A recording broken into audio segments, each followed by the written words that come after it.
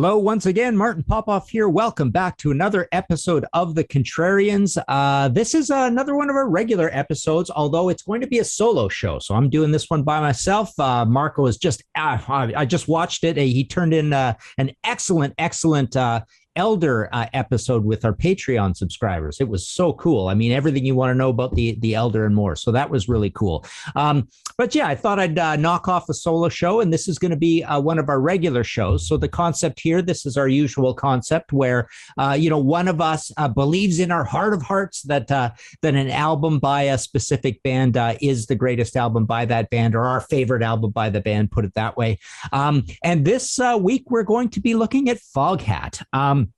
Now, what we usually do, give you a little primer on Foghat to begin with. This is the great band that was sort of a transplanted situation. It came out of Savoy Brown, the blues band with Kim Simmons, and essentially it was a band that eventually moved to the States and became, for all intents and purposes, an American band, led by Lonesome Dave Peverett, but of course in recent years with various members leaving the band or sadly dying, i.e. like Dave, it's been led in recent years by the mainstay of the band from the beginning, good old drummer Roger Earl. But yeah, they were essentially a band that, I always put in this category of they made the blues interesting for metalheads, put it that way. So I've been a fan since 11, 12 years old, 1974, 75. Love them to death, play them all the time. But essentially, they almost sound like a Southern rock band in a way. You can put them in that same camp of Pat Travers in a lot of ways as well. So almost like one of these Southern rock bands that isn't from the South. But essentially, they're a riffy, heavy blues rock band from the old tradition of the British blues boom. Just to go quickly through the catalog, they had a lot of success. I mean, this is a band that had quite a few gold and platinum albums. But starting with Foghat, this is one that's sometimes, let's not get into that. Gets put into the into the greatest Foghat albums of all time. I'll kind of go through that analysis later. But so you start with the Foghat album, then you go to the second Foghat album, often called Rock and Roll. I guess that's what it's more or less referred to as for obvious reasons. So that's the second album. Then we get up to Energized, Rock and Roll Outlaws. I kind of almost consider that the Brown period. And then we get up to Fool for the City. Big hit album. So Foghat goes gold, Energized goes gold, Rock and Roll Outlaws goes gold. Fool for the City has Slow Ride on it, and that album actually goes platinum for the boys. We get up to Night Shift. We've got Stone Blue. Let's see what else we got here. So here, I'll show you these first. These are a few of the later ones. Return of the Boogeyman. This is the one time I got to interview Dave in the mid-90s for this. Sadly, he passed from cancer shortly after. Some later ones, Family Jewels, good album. Under the Influence, covers album. Let's see. Along the way, we also get the likes of, moving into the sort of later catalog. Showed you Stone Blue. Here's Boogie Motel, often considered somewhat of the last of an era. It's the last of these sort of, graphics, I suppose. Their big live album, though, in between. So this album, Foghat Live, went 2 times platinum. Pretty crazy, eh? 2 times platinum for Foghat Live. This is the one with the famous, it's got the nice die cut, right? It comes out of it like that. Oh, man, always hard to put it back. And the great outdoor live shots in the back, which really frames this record for me a lot like the Pat Travers live album, I suppose. But later on, they had, these records. This is considered their kind of new wave period, where the production values are a little 80s. They're not very heavy. They're just kind of like poppy new wave sort of era of the band Zigzag Walk. So this is the early 80s. Then they broke up for a long time and came back with that Return of the Boogeymen album. So that's Foghat. They're still going. The great Charlie Hune is sort of the front man of the band now. He plays the Dave Peverett, character in the band. singing guitar. And so they're still going. They're still doing a great job. Love them to death. Great people. Roger and Linda. But also, let's see. So yes, moving into my favorite Foghat album. This is definitely a contrarian choice. I went and looked at the lists and realized it's never coming in first, not second, but it's starting to show up a little lower down the rankings. So for that record, I went with this one right here, Night Shift. Love Night Shift to death. Play this record all the time. Go out for my jogs. Nice summery record, summery band. They're just a great celebration of summer, this band, Foghat. So the reasons I wanted to pick this record, actually, I've got some interesting little paper goods here, which is funny. So this is right from the 70s. This is an old PR. There we go. An old PR letter. I'll just read this. What has 8 legs, 16 strings, 2 sticks, and goes chunka, chunka? Answer, Foghat, which is our way of letting you in on the following answer. February 11th at Long Beach Arena, which is the response to this question. When or where will Foghat be when they come to LA again? If you'd like to experience the real-life presence of the boys who have been mining gold and platinum on the Night Shift, among others, give us a call and we'll fix you up with a pair of tickets. Quizzically, the publicity types at Warner Brothers. This record did not go platinum, so that's a little bit of a hopeful thinking there, but it did go gold. Night Shift. What do I like about this record? So there you've got the great Rod Price, who sadly is no longer with us anymore either. Dave Peverett, no longer with us. Craig McGregor, no longer with us, leaving one man standing from this lineup. The great Roger Earl right in the middle, the drummer of the band.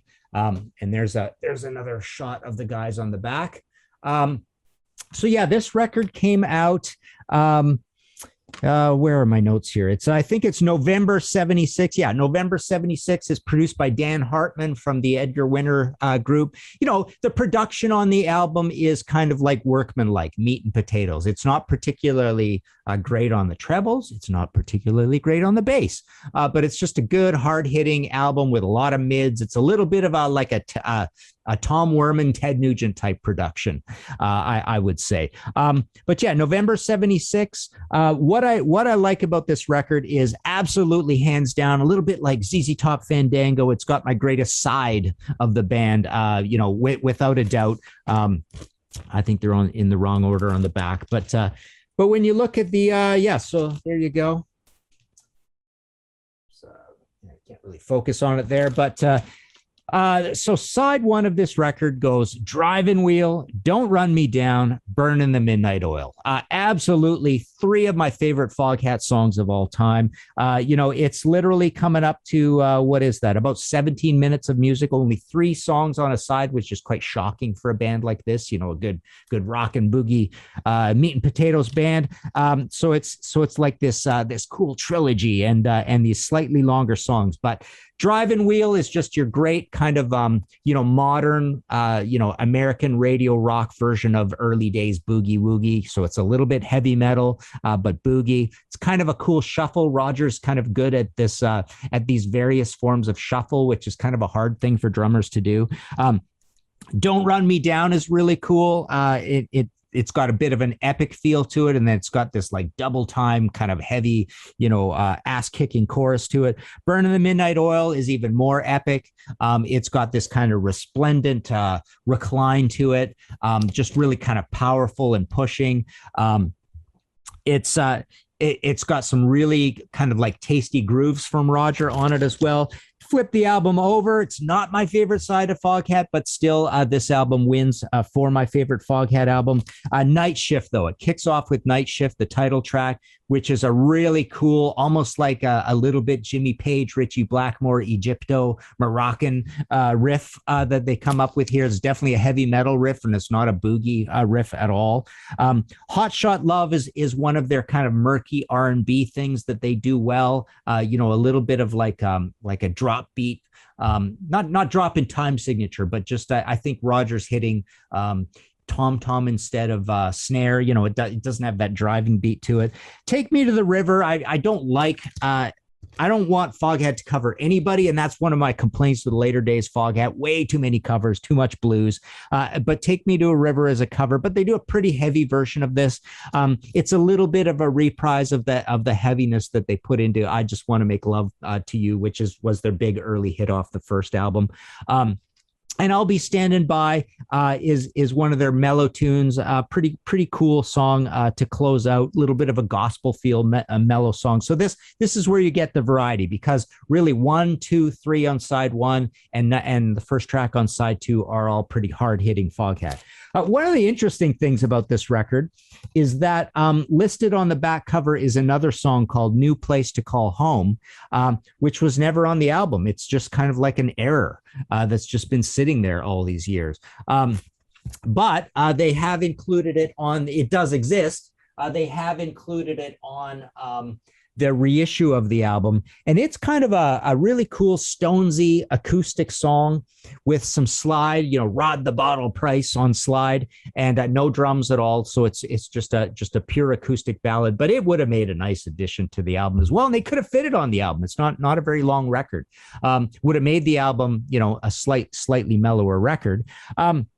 But yeah, love this album to death. It's the one I reach to all the time, really, to play. But yeah, so to sort of talk about how this is a wrong choice. I mean, this is the part where I usually go to Marco. Marco, tell me how I'm wrong. So hands down, there's a couple things that happen with Foghat when it comes to best albums. First of all, I do realize that basically unanimously, where did it go? Unanimously, the top chosen Foghat album is Fool for the City. This is the band's only album that went platinum, only studio album, sorry, because the live album went double platinum. And it is a great selection of songs. You've got Fool for the City, My Babe, and Slow Ride, which are really pretty much same thing. You've got, hang on, does Terraplane? Yeah, I think... Terraplane Blues starts the second side. So you've got these 3 songs that are just all great, a little bit like the Night Shift situation. Terraplane Blues, they do a heavy version of that. Save Your Lovin' For Me is a good poppy one. Drive Me Home is a lot of fun, like great up-tempo, rocker. And Take It or Leave It, I'm not crazy about. So this is a really good album as well. In fact, this is really close for me because it would be my second. But in fact, I like way more of the songs on this album, but I like the songs better on this album. The first 4 songs on this album, I pretty much like better than all the songs on this. Slow Ride is a really great song, though, of course. Obviously, that's their big famous song. So this often gets cited as the favorite Foghat album. And then something that totally annoys me all the time, Foghat Live gets counted as the favorite Foghat album. And when we do these ranking things, we don't like to include live albums because it's kind of cheating, right? It's a greatest hits album. It's a power-packed album because they get to do live versions and they get to touch it up and all that stuff. So the versions are always the big spirited versions. Plus, it's a greatest hits album. But, live is a great record. Let me see. Where is it? Is it handy here? So the cool thing about live, of course, is it's Fool for the City, Home in My Hand, which is from Energize, and I Just Want to Make Love to You, which is, again, a cover, but they do such a heavy job of it. Like all us angry young metalheads loved it anyways. Side 2 is Road Fever, Honey Hush, and Slow Ride. So you've got a Rock and Roll Outlaws song, I believe, and then an Energized song, and then you've got a Fool for the City song. So it's great, but it is only three tracks. I mean 6 tracks.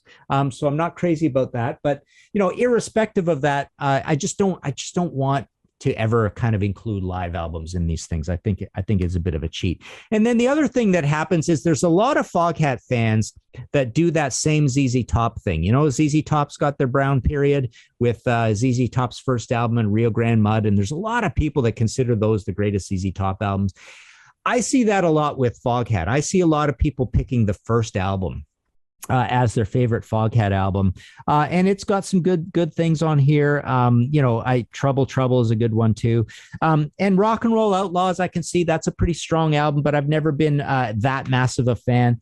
Funny thing happened to me along the way. I actually for many, many, many years, before you kind of get really woke to information. I always thought Rock and Roll Outlaws came before Energized, because I always put the three Brown albums together and called that the Brown period. But really, and this is a good album too. Of those first four, I would still rate Energized my favorite of the first four. You don't really see this at the top of the list all that much. But yeah, so I guess the ones you really see at the top of the list are Fool for the City almost all the time, and then you see Live. But I just wanted to mention here's a little bit of a review of Night Shift. This was actually from Cream. It says, after a pretty sketchy beginning, when they were just another set of Willie Dixon, Pyro slaves, and a couple of false starts along the way, Foghat is now undisputedly one of the top dogs in the meat house, having dumped their pumped up canned fat progressions for intuitive three chords from a helmet riffs, and kneeling vocals designed to make you roll over on your back with all four paws in the air. They've become more of a Deep Purple without aerial dramatics than ZZ Top with a thorn in its paw. Really, I think that's going a little far. I think they still sound like prime era ZZ Top. I compare these two bands all the time. I mean, Night Shift, Fool for the City are basically your Tejas and Tres Hombre type records. I don't even really consider ZZ Top. Well, I mean, ZZ Top's one of my favorite bands of all time, but really in this golden period, they're pretty close. Let's see. They haven't entirely ditched their roots, Nutheads, and almost these Cream reviews, right? This is by Rick Johnson. There's a lot of like heavy writing put into these reviews all the time. When they drop down a few speeds so that Lonesome Dave, hear those train whistles blow, can deliver his patented I work so hard all at night so I can come home and screw you moan, while Rod Price discovers arcane connections to between every blues lick known to man. That's quickly forgotten, though, as Hotshot Love fades in. Let's see, blurry echoed vocals, soundproof booth guitar, then comes the prime cruncher, Take Me to a River. I remember Take Me to a River being kind of a big song at radio off this album, so they kind of succeeded with that as a reprise of their covering and heavying up old blues things. But really, if I recall correctly, back in 76, 77, it was Drivin' Wheel was the great anthem off of this. And I remember, there was a little bit of a tie-in with Kiss with Detroit Rock City, the big driving song and the car crash and that. And this is about driving. And before they had Drive Me Home. But no, I definitely remember. I remember Night Shift on the radio, Take Me to the River, and Drivin' Wheel the most, I would say. Let's see. The flip side is High Speed 2, especially Drivin' Wheel, reminiscent of the great Herman Munster line, I don't want to burn it or marry it, I just want to drive it. Brave, brain-shrinking lyrics are as big a plus as their thought-smearing music, in fact, eliminating any potential Eno meaning with good stuff like Love Lights, Lost Your... I bet this is the only time Brian Eno's ever been mentioned in a Foghat review. And Sweet Things, Angel Spreading Your Wing. Your elbows can get sore, so slyly nudging your friends. Wow, this is hard to read. That you almost wish they'd just go ahead and do a song called Suck Me Off and get it over with. What with more of the other English slash and burn outfits, either splitting up or developing on-stage bed sores. Good point. I mean, at this point in time, I've often said the narrative that, Black Sabbath's faltering, Deep Purple's faltering, Uriah Heep is faltering. This is actually when Kiss is at, Kiss and Aerosmith and Ted Nugent is at their biggest. So this is the big, 1976 is the big year for these American bands, right? It looks like Foghat's one thud-minded determination to rule the ear brutes is finally paying off. Oral homicide, said the sheriff. We don't put that kind in jail. Wow. I mean, this is pretty opaque and unreadable, come to think of it, for reviews, but that's what made Cream magazine so fun at the time, right? So anyways, there you go. That is my choice for greatest Foghat album. Love it or leave it. Let us know what you think in the comments below. As I was saying, Marco's done a great job on the Patreon thing. So if you want to become a Patreon subscriber, that would be great. We're doing a lot of shows with the Patreon subscribers and have a lot of fun because they're really smart guys. So it's really cool getting to be friends with those guys. But yeah, favorite Foghat album, Night Shift. Go play some Foghat. Let us know what you think in the comments below. That's it for now.